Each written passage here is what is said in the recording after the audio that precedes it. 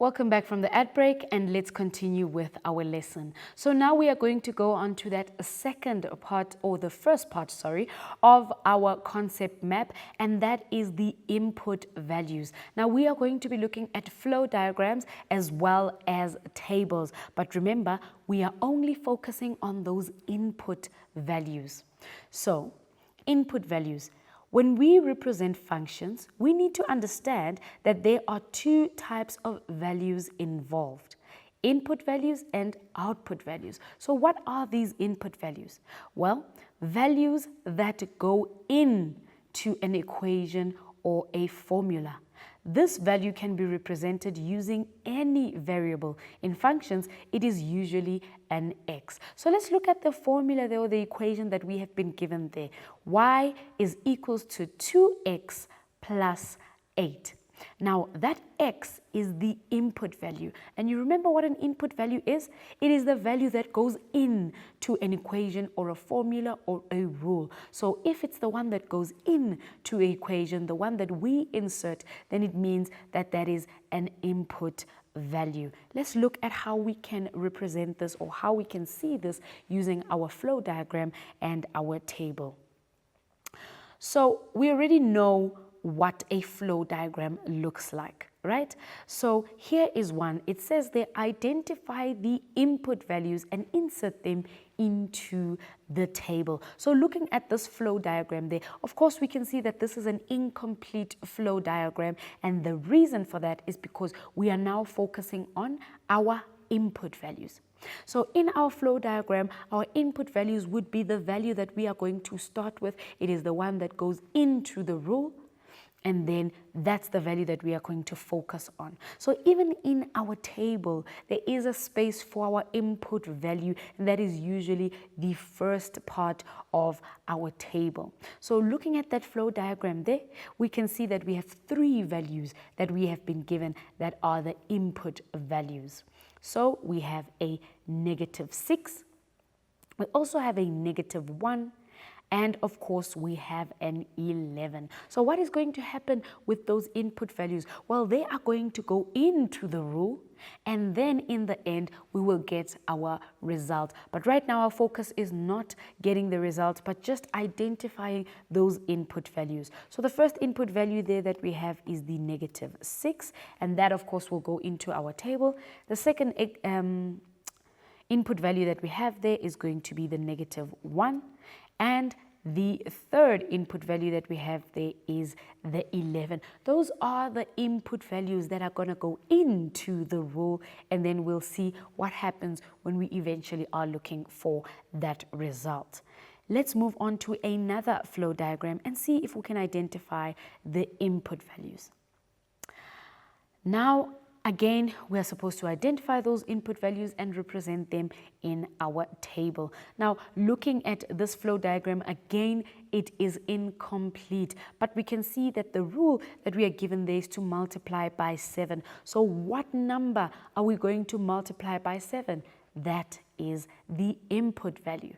Now, in this case, we have been given a -5 as the first input value. So that would be the one that goes first into our table, because we are now also representing our information in this table under or next to the input values, where the input values are supposed to go. The next input value is the -3. So remember, just as our rule is that multiply by 7, we need to put that there is a specific value that needs to be multiplied by 7, and that value is the input value. So our second input value there is the -3. And then which one would be our last input value? That is going to be the 1. Again, the 1 is the number that is going to go into the rule, and then we are going to find a result. Let's move over to the next flow diagram. Now, looking at this flow diagram, again, we need to identify those input values. But as you can look at this flow diagram, we don't only have one part of a rule, but two parts. So whatever values that we are going to put in, they are going to be multiplied by 6, and then they are going to, or 3 is going to be subtracted from that product. So we can see which input values are we going to let this rule apply to? Yes, it is the -7. So a -7 is the one that is going to be multiplied by 6.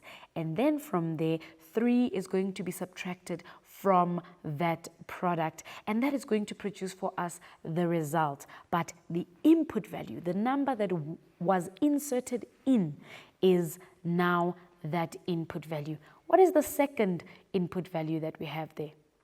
Yes, it is the -2. Now, -2 is the next number that's going to, yes, multiply by 6 and subtract 3 from that product. So that -2 is the next input value. Then looking at that last input value, that is going to be the 9. So again, the 9 will go through the same rule that the first two input values went through, and that is to multiply by 6 and have 3 subtracted from that product. Let's look at our last flow diagram where we are going to be looking at these input values.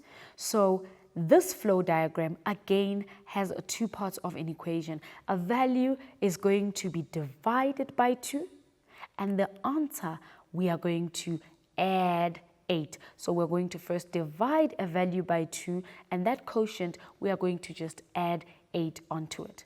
But what values are we going to start with? So the actual values that are going to be divided by 2. Yes, those are the input values. So these are the values that we are going to put into our rule to get a result. So that first input value is a -12, of course. So that -12 is going to be divided by 2, and we're going to add 8. What about the second input value? Yes, that -6 is also going to go through the flow diagram to produce a result. And that last input value, yes, that is going to be the 20. So these are the input values that are presented to us. So now we need to see what happens to these input values after they go through that rule or formula in the middle. Let's quickly go to an ad break, and then we'll see you just now.